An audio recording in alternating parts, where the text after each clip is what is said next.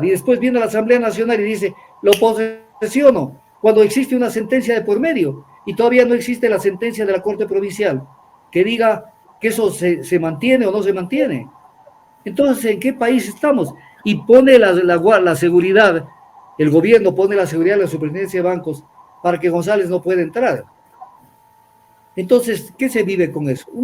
Una cuasi dictadura. Hay causales para destituir, por ejemplo, a los 70 asambleístas que aprobaron la posesión de Raúl González. Desde luego que hay causales. Desde luego que hay causales, pues se arrogaron competencias que no tenían. Porque la designación de González ya no existía porque se declaró nulo el proceso.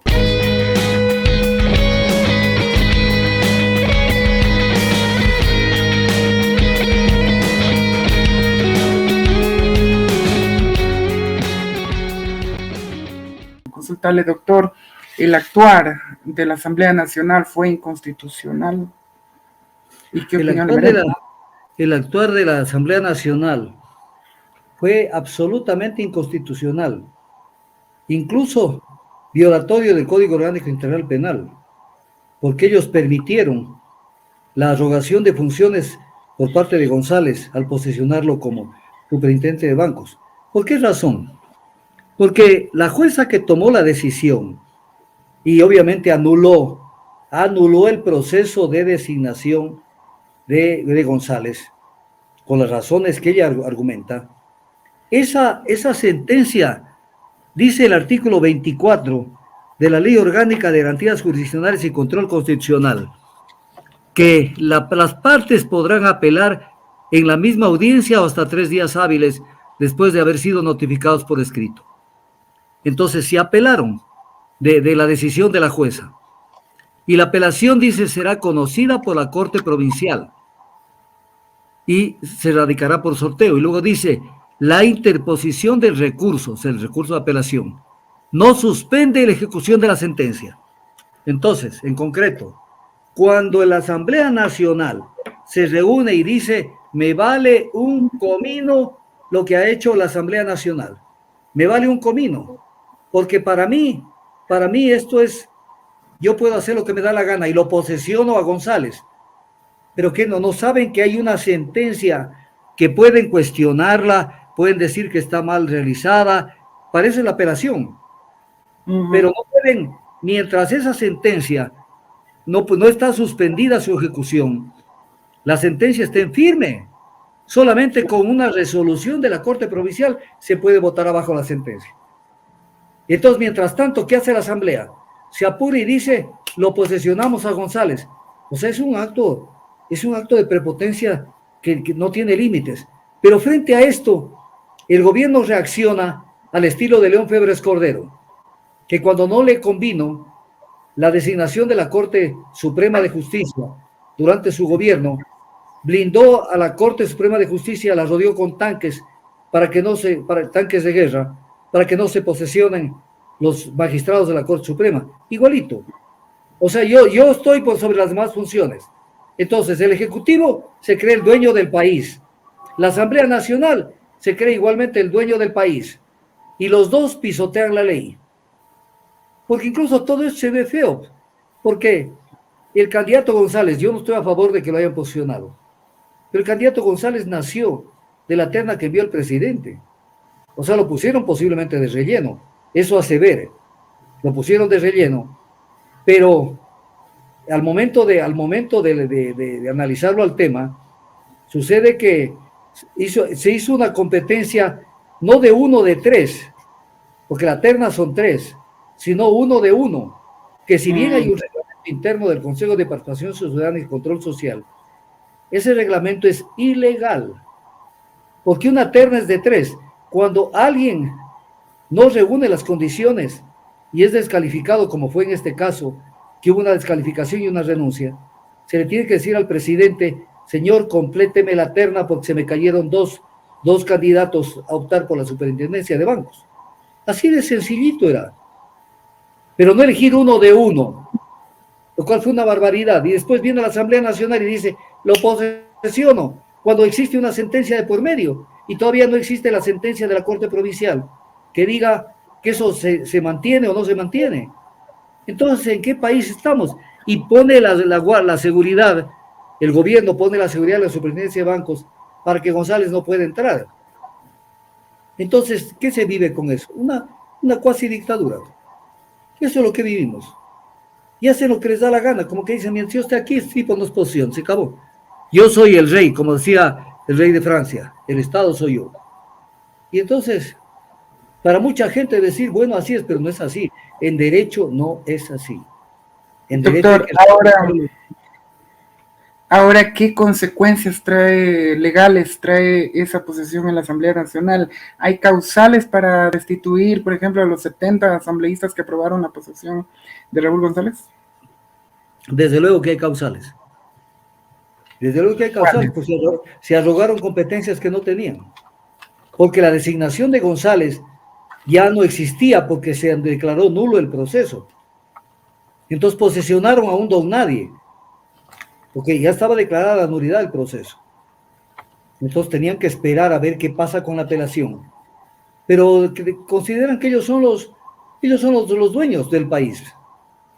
Lo que antes les criticaba a los socialcristianos ahora son los otros, más los socialcristianos. Entonces dicen, nosotros somos los dueños del país, se acabó. Doctor, si hay arrogación de funciones por la Asamblea Nacional, ¿quién los puede destituir y cómo sería ese proceso de destitución? ¿Cómo sería? A ver, sería ilógico pensar que ellos solitos se van a autodestituir. Pero obviamente si el gobierno presenta algo documentado y fundamentado a la fiscalía puede iniciar un proceso rápido, urgente y expedito y complicarles la vida a los 70 que firmaron. Lo puede hacer perfectamente, porque la fiscalía puede actuar de oficio o a petición de parte. Y en este caso no se puede permitir que aparezca un grupo que, porque tienen mayoría, dicen nosotros lo posesionamos. Tienen que responder por eso.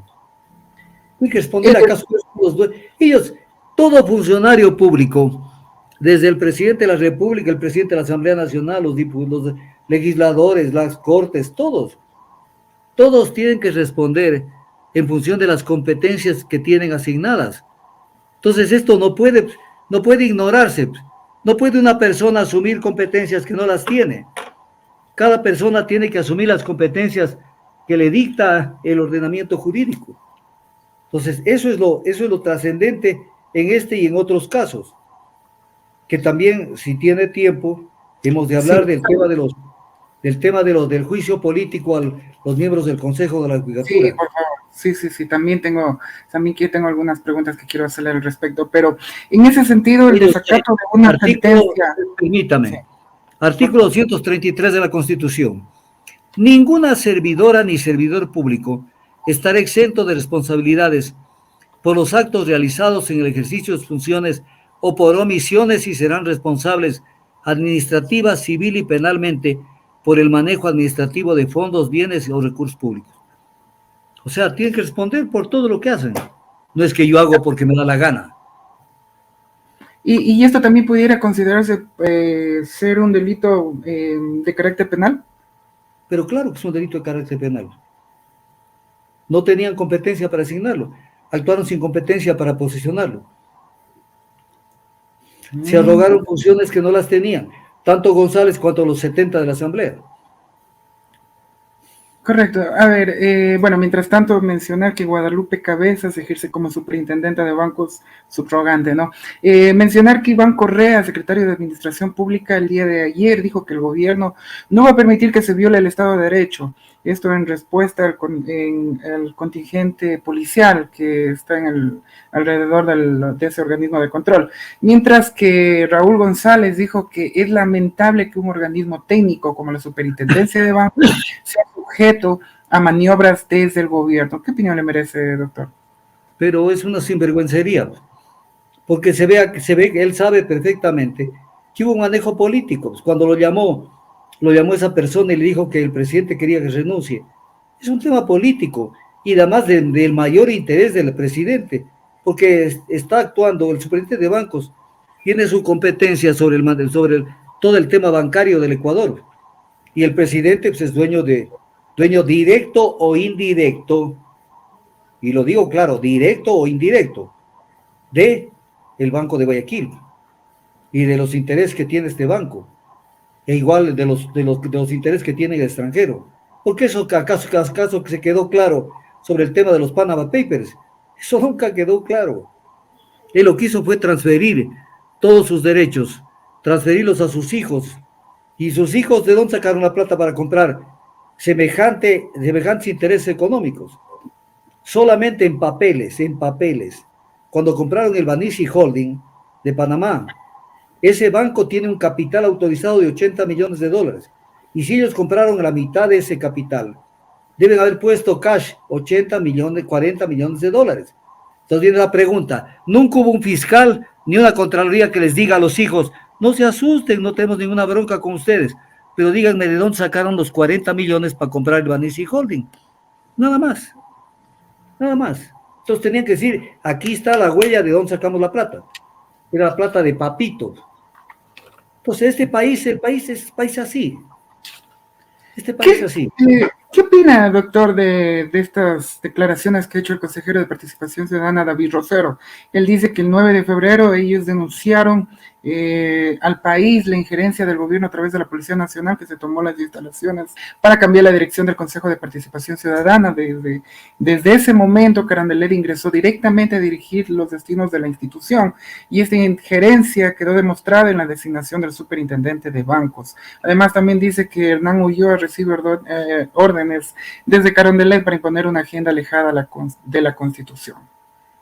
A ver, nadie del Consejo de Participación Ciudadana y Control Social, ni los 3 de minoría, ni los 4 de mayoría, nadie tiene la cara limpia como para decir que no tienen culpa en nada. Tienen prorrogado al Consejo Nacional Electoral 9 meses, al Tribunal Contencioso Electoral desde mayo. El Contralor General está prorrogado los últimos 5 años y pico. El Procurador General del Estado, tanto bregar en los medios, se logró que le pida al presidente del Consejo de Participación, fundamentalmente Hernán Ulloa, le pida al presidente que le mande la terna, y ya le mandó la terna, con lo cual se acabó el reinado de Íñigo Salvador, que yo no estoy a favor de esa terna, porque hay unas perlas en esa terna. El defensor público está en encargo durante los últimos, 12 meses, un año. El defensor público encargado durante los últimos 4 años. El superintendente de protección de datos, la primera autoridad nunca se ha designado desde mayo del 2021 que se creó esta superintendencia. Entonces viene la pregunta a los que quieren limpiarse. Decirles, bueno, ¿y ustedes qué han hecho en ese consejo? Porque si alguien ha conspirado contra ese consejo, son los miembros del consejo. Y ahí no son 3 santos y el resto son diablos.